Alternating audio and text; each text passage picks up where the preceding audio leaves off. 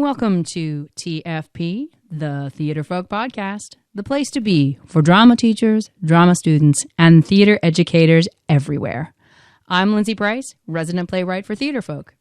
Hello. I hope you're well. Thanks for listening.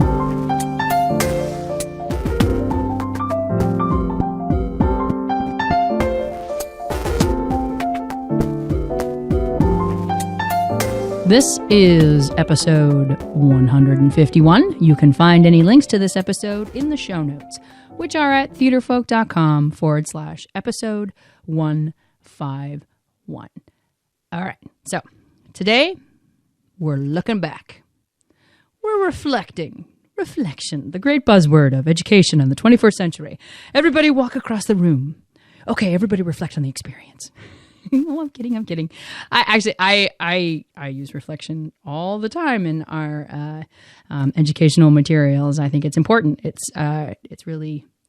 key to comprehension and connection. Good C words. So we're going to reflect, and we're going to reflect on theater school. We're going to look back on going to theater school 20 years after the fact with Jesse Wilson. So he was accepted into Juilliard, and one might think that alone would be a one-way ticket to a professional theater life, because going to Juilliard is a dream for many theater students. When I think of, theater school, that's the name at the top of my list. But as we all know, dreams are different than reality in good and bad ways, right? There's a little teaser for you. You have to listen for good and bad. Dun, dun, dun. Okay, let's get to it. Hello, everybody. All right, I am speaking with Jesse Wilson. Hello, Jesse. What's up, Lindsay? Oh, everything is up. Everything is up. Nothing is down. Actually, everything is up and everything is down, which means we're all in a good place. That's great. Something like that. Isn't that like a Shel Silverstein or something? Everything is up, everything is down, something like that. I don't know. I like that. I think that's wonderful. It sounds like, if not, it's something, it should be written. I love it. It's a good point of view, and we'll say it. We'll give the credit to Shel Silverstein. Yeah. So, Jesse, you and I talked last year about a wonderful project that you sort of got involved in with theater in prisons. Yes. And we also got a little bit into your beginnings and how where you are is probably not where you expected when you first started out in your theater career. Not at all. And that's kind of what we're talking about this month. On the podcast, we are talking about, what happens about your expectations of going into a theater program and what you think your theater life is going to be, and maybe how you can maybe temper some of those expectations, or just or have a strategy, right? Have a sort of a strategy for hitting the real world. So I think that's it in a nutshell. And let's go back, way back, and just talk about your beginnings. You grew up in LA. I did. And what was that like? Born and raised. You're one of the 20, right? I think so. Yeah. I was born and raised in Hollywood, California, about 5 minutes away from the Hollywood sign. You could look outside my bedroom window and I saw a very clear view of the Dodger Stadium way in the distance. And then to my left, there was the Hollywood sign. And I lived in this wonderful little bubble world in the Hollywood Hills that gave the illusion kind of like of living in the country. And so you had it was an interesting contrast between that sort of hidden, ensconced world of the hills and then the grime of L.A. It's so funny because when we think of, maybe not so much now, but I know when I was growing up, for sure, is that notion of the Hollywood sign and its symbolism for this life. This not theater life, but this movie life. And did that ever hit you? That's right. Well, it's great that you said that, because to perpetuate the metaphor of the sign, the symbolism, is that absolutely, from a distance, it's this shiny iconographic beacon to all artists and performers come to Hollywood, and it's, it's the Mecca, and it's all that it represents. And of course, you go up to it. I don't know if you've ever been up to this sign, but it is filthy. I mean, there's graffiti all over it, and urine, and needles. And now they might have cleaned it up a little bit since I was there last, but to me, that's such a divine metaphor of this business. Not to sound cynical, but from a distance, it looks amazing, doesn't it? You get up close, and it's like, wow, it's a whole different experience. You know what, though? I think that for the arts in general, I mean, you have to get past the cynicism, but I think that is a metaphor for the arts life in general. When you look at it from a distance, whether it be a movie career or a writing career or a acting career in theater, It really does look like this wonderful, awesome life. And when you get up close, I think you can choose your path. You can choose the path where you get very bitter about it, or you can choose the path where it's like, hell, this is a lot of work. Well, sure, absolutely. And listen, you have to have the carrot dangling in front of you. I mean, if you learned, maybe it would be helpful, who knows? But if I learned the realities, the true realities, and the nature of the industry, or the dark side of the arts at an early age, who knows? Maybe I would have said, well, screw it. I'm going to be a flute player. But even then, of course, there's probably some challenges. But so you have to be enticed. And because it is enticing, it's wonderful. And when you're growing up, it's you've got the image, the stars and the silver screen and the cinema, and of course it looks wonderful. Who wouldn't want to be a part of that world? So I think the question then becomes, how do you balance the realities with the fantasy? Yeah, and what happens? And some people do quite well, and some people don't. Yes. So when did you first start down your path in terms of an arts career? I would say the moment I slid out of the womb. So out you come, and there's a camera, and Jesse went, hey. Put it on and let's go, kid. Honestly, I can't remember ever not acting. I grew up in the industry. My family. Okay, so let's talk writers, producers. My earliest memories are of Academy Award winning the parties at our house, and so all my family's friends were involved in the industry. And so, I was on stage, gosh, I don't know, 5 or 6. And just really, I think I was just always acting. So what was it like? And when your first steps are you're still in the Hollywood signs in a distance phase, I'm assuming. Yeah. And what was, were you in theater? Did you do commercials? Did you do? Yeah. Theater and commercials sort of went hand in hand, but I don't think I was ever not in a play at least 4 or 5 times a year. And this is, of course, when arts and education was just the expectation. Every school had theater programs, and now it's like, what? You have a theater program? Really? That's amazing. And so in Los Feliz Elementary, that was when I was just starting to do theater. And my first play, I remember it, I was in the 2nd grade. It was a Japanese play called Momotaro, and I played Momotaro, and I was the lead, and it was awesome. And then my family, my mom would come and pick us up. My brother and I were both involved in doing a lot of commercial work, and she'd pick us up from school. We'd do the normal audition stuff, and we would do our commercials, and then we would have school on the set, and that was just a normal sort of way of life. That's interesting you say that was your normal. That was the norm. It was.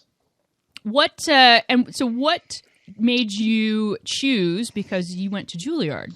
Yeah. And what informed that decision? Honestly, there really wasn't any thought. It's the best, right? It's the I guess the notion. I don't know. I mean, I can only share my experience, but I'd love to say, in hindsight, I really carefully considered what would be the best for my training, and the reality was I was the worst high school student ever. In fact, I barely graduated high school. I had like the lowest GPA, and my school counselor even bet me, honestly, $40. He said, if you, which, it's pretty big for a high school kid. Yeah, I'll bet you $40 if you graduate.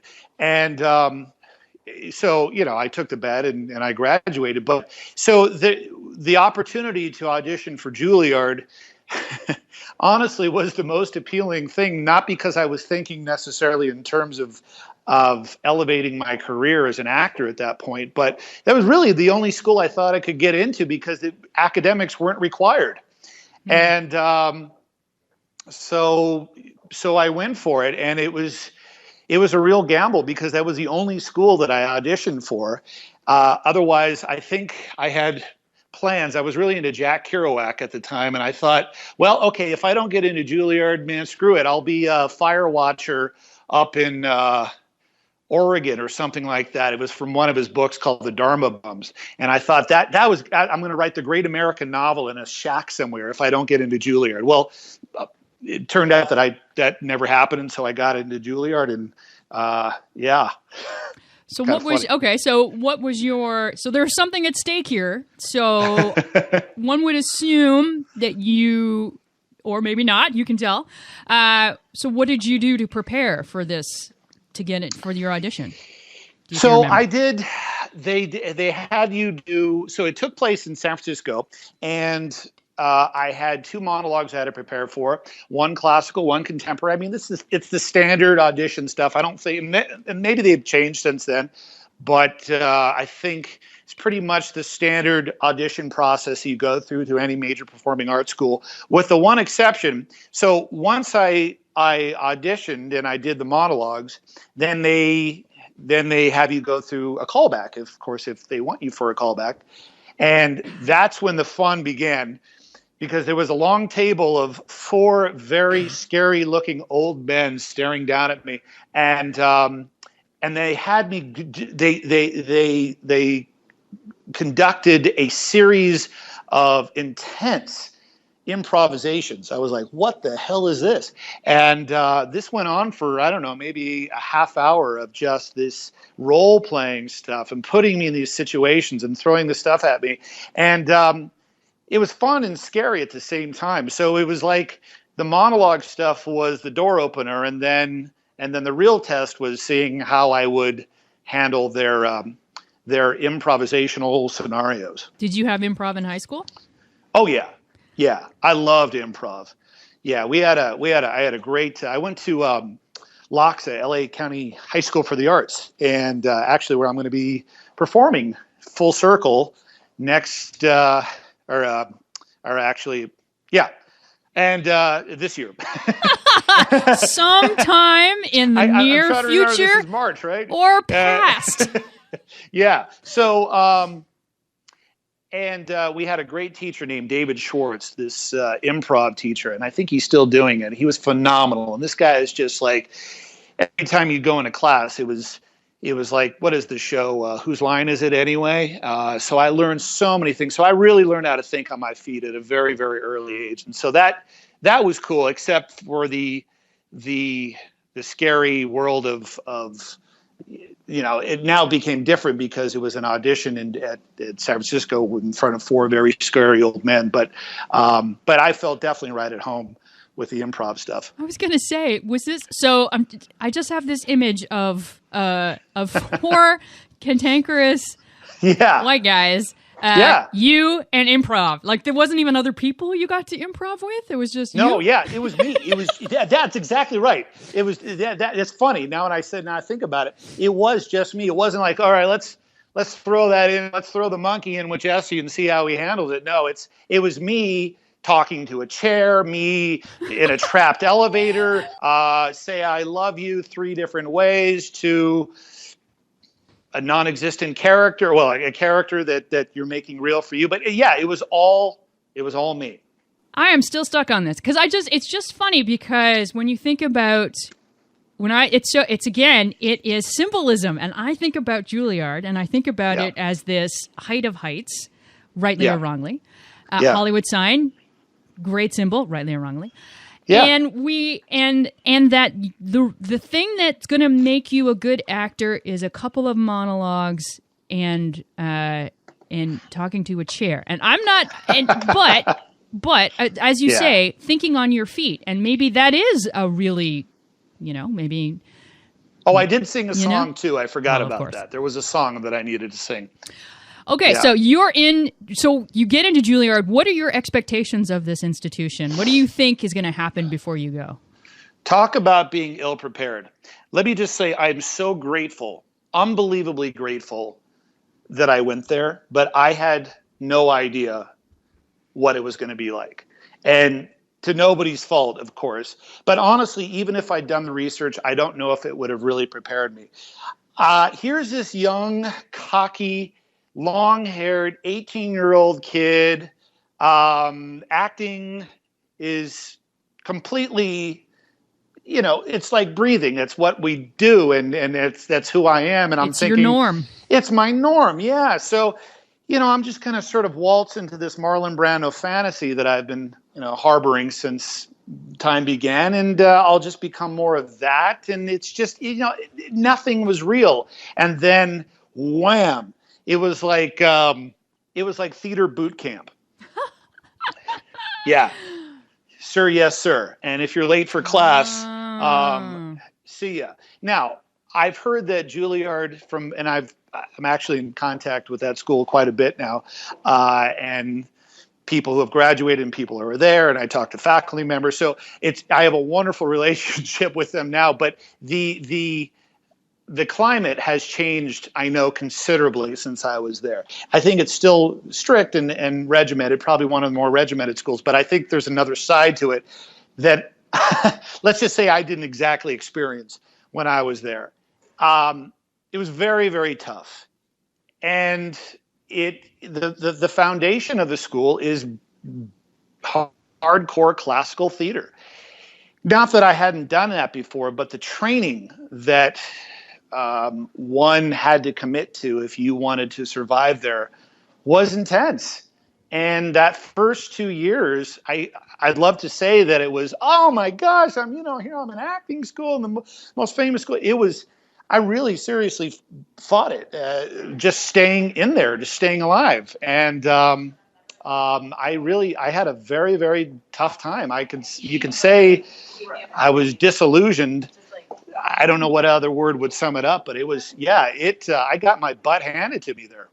Okay, so this is a great point because a lot of our listeners are going to have students who are choosing schools to go to, or they themselves are choosing schools to go to. Yeah. And so let's talk about, in that position, how do you prepare yourself for if you're going to an acting school, what are some things that you can do so that you don't end up disillusioned like that?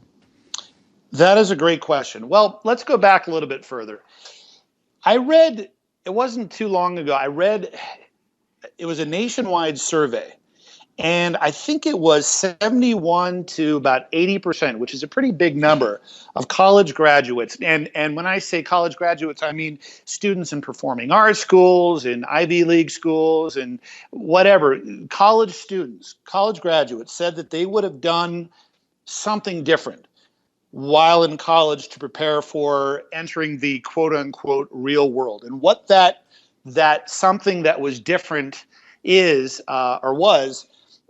looked like something that actually really wasn't taught while they were in school.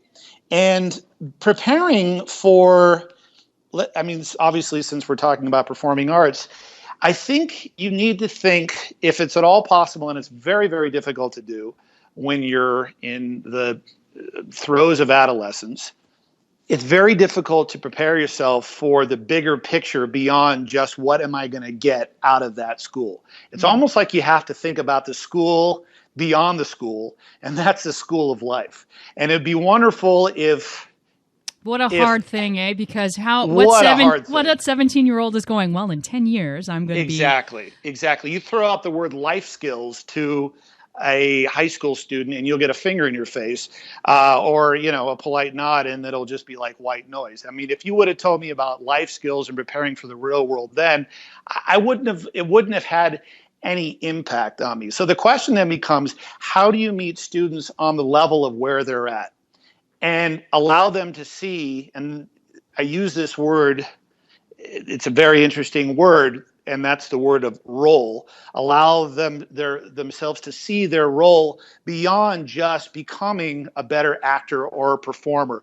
In other words, there's implications beyond just, hey, I'm going to be a star. Hey, I'm going to get the great agent. Hey, I'm going to get, and yeah, there's something to be said about making art for art's sake, and that's fantastic. That's wonderful. Unfortunately, unless you are a trust fund baby or you've been told you'll never have to worry about the realities of life, I think that applies maybe to 1% of people on this planet. You've got to be prepared for the great big stage of life beyond the school. I wonder if, then the thing that needs to happen is that a student, a 17-year-old who's looking at this school, who also needs to look at after that, needs to talk to a third year or a fourth year college person and say, are you ready? Yeah. Are you ready for life? Again, who's going to ask that? But so you don't. Because I think that's the problem too, is that it's that, you know what, this is so hilarious that I just keep coming back to that Hollywood sign, because it's about symbols. Well, it's about symbols, and then it's about when you get up close to them, they're just not what you think they are. And then you have to make a choice about how you're going to deal with that. And I think college is exactly like that. And Juilliard is one thing. My college experience was exactly like that. Yep. We think it's going to be one thing, and the reality of the situation is that it's probably completely different. And then tack on that, okay, you have this college experience, now you're going to go do life and you don't know how to do your taxes. Well, absolutely. And this is an argument that I've been making for a long time, Lindsay, and this is why I'm so involved in arts and education, because I think a paradigm shift absolutely needs to be made. And I will say it is being made in small ways. I'm seeing that in the schools that I'm working with. But it really, I think the stage needs to be set, so to speak, before the student goes off into that performing arts school. And I think it has to do it, at a lot earlier.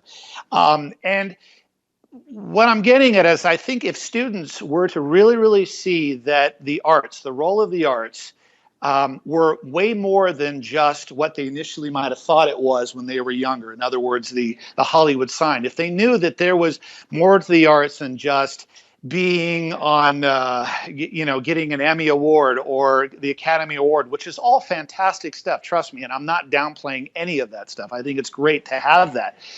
But if they knew that the implications of the arts went beyond just entertainment, I think that the choices that students would make before they transition into college would be much more intentional and much more thoughtful. And it would be backed up with a real feeling of, hey, I can contribute something to this. And yeah, one can say, well, you're young, you're adolescents, but I think anybody is teachable. And it really depends upon what you are feeding a student and how you're doing it in an exciting and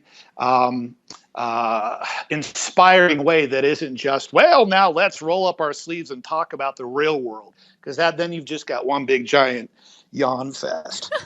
And then building on what you're talking about, we're talking about what does theater mean in a high school context, and you're talking about the thing that administrators always poo-poo. It's like, well, it's just games and you're just putting on plays. It's like, no, what if we're preparing for the role of the arts in life? Abso-freaking-lutely. You just hit it on the head. And this goes back to my experience working with inmates. Over 20 years later, after graduating from Juilliard, how ironic is it that I really understood the transformational nature of the arts when I was in a non-quote-unquote art environment? I mean, what if I had that knowledge or that experience earlier? Who's to say? I know. Who's to say? It's the same here, because I spent 10 years desperately trying to be the quote unquote, air quotes as big as your face, playwright. And trying to be the playwright in the city who got the productions, who did this, who was this. And the devastation when it's not happening and thinking that made me a failure. Yes. Which was absolutely of no truth or validity at all. Yeah, you bet. And what if I figured that out? When I wasn't looking at sparkly signs and sparkly lights. Yeah. Yeah, no, you're right. You're right. You're right. And the artistry of the teaching becomes, and how do you blend the head knowledge, the practicalities of relationships and art and commerce and the fear of rejection and all that stuff? How do you get that in a student's mind, at least at least you have some awareness before they're off and running? And how do you merge that in with something that they're really, really excited about? Yeah.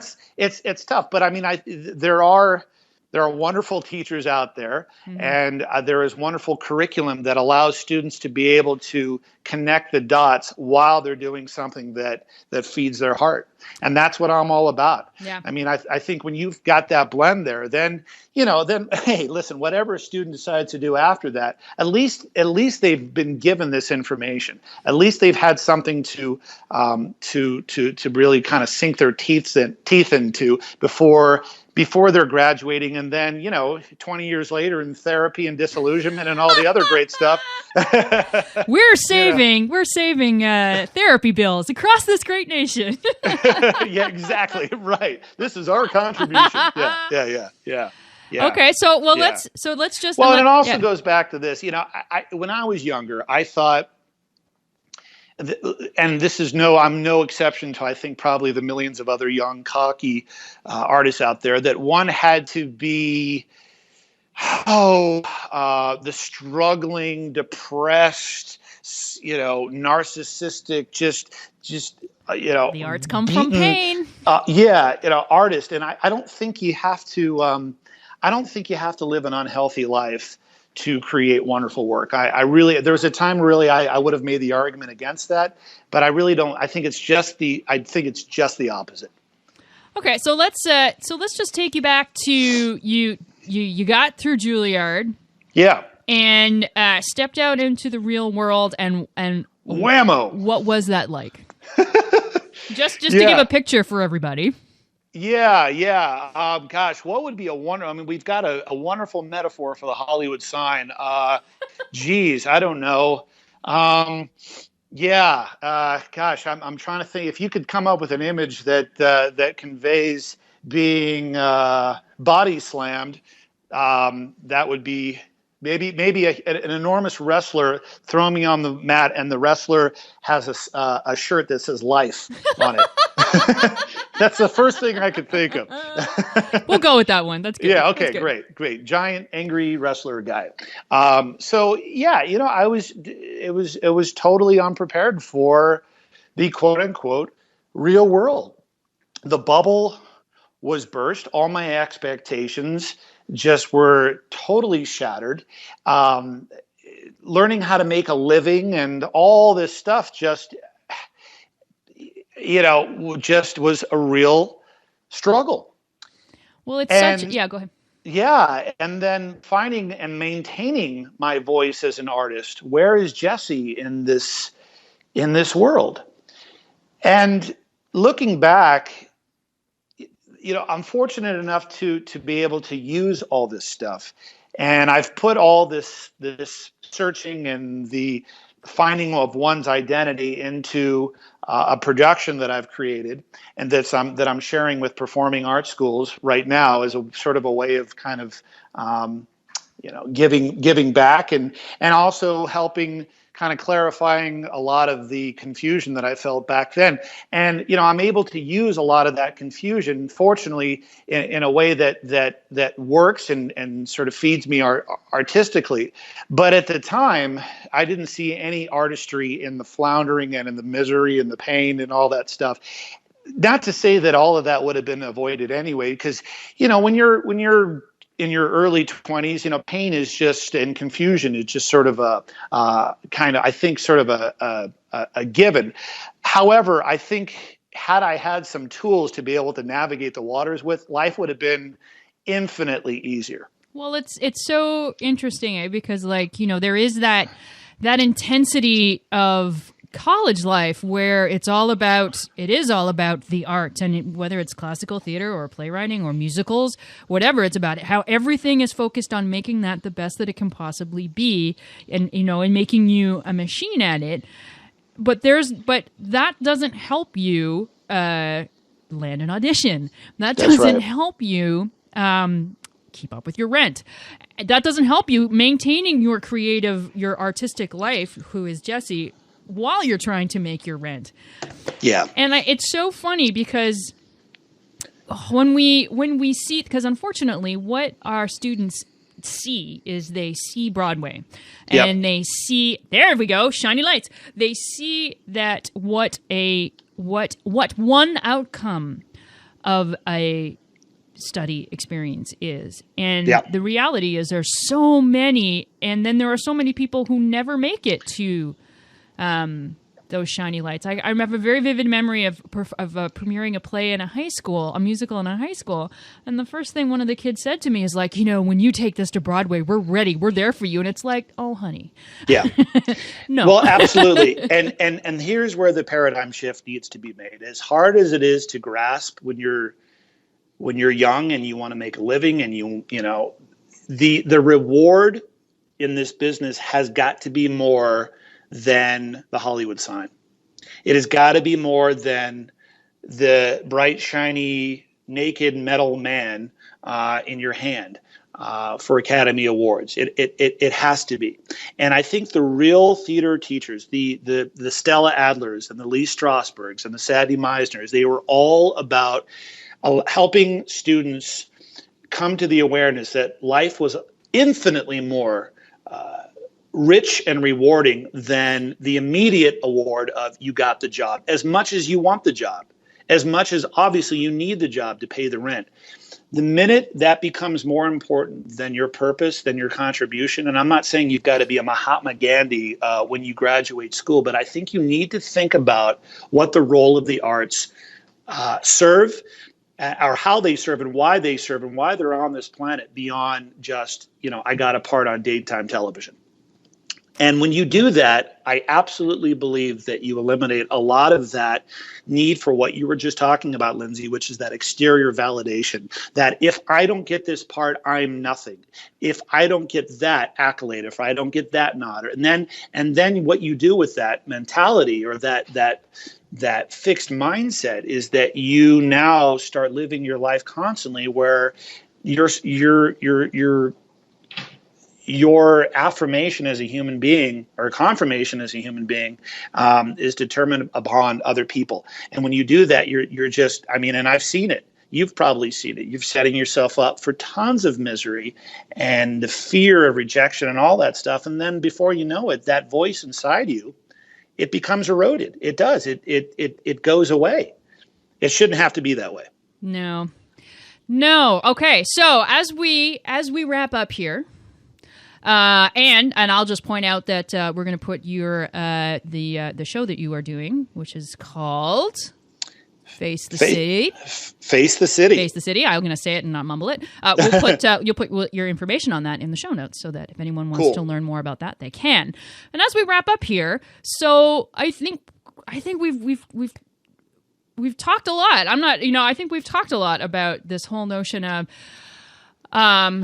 what you think is going to be out there for you when you choose a school program, and when you think about the real world. So if you had to give 3 tips for our folks listening about what they can tell their students about what they should look for, or questions they should ask for facing the real world. Am I making any sense? I feel I got to the end of that sentence and went, I'm not sure what. Okay, perfect. Yeah, I'm going to stop talking. You're having a dialogue about. I'm having a dialogue with myself. It goes back to the question, why do you want to go to the school?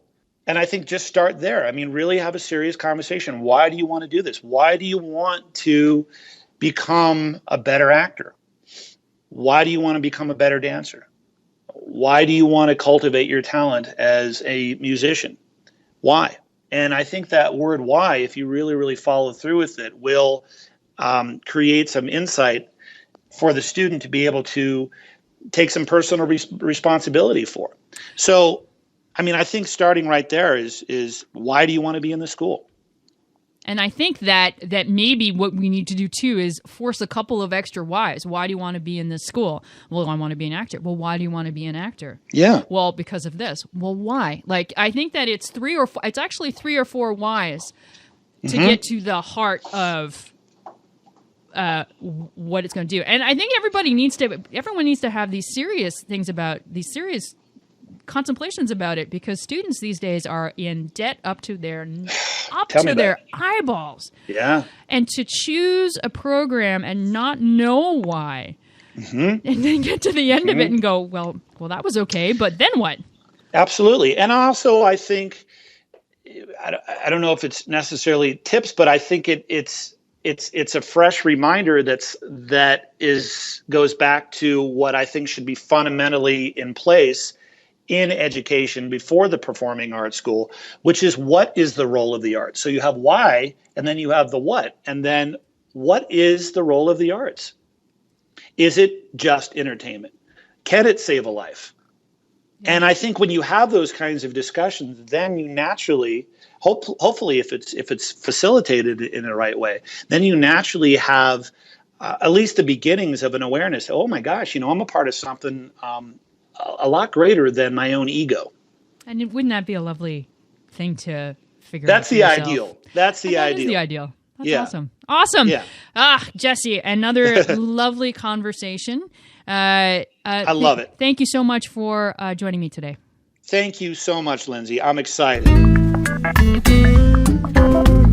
To go with it, could you ask for more? I think not. It's all for you.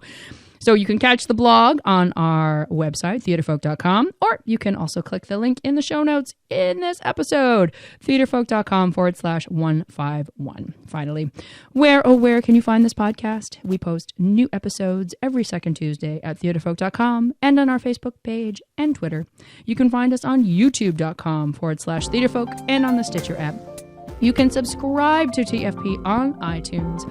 All you have to do is search for the word Theatrefolk. And that's where we're going to end. Take care, my friends. Take care.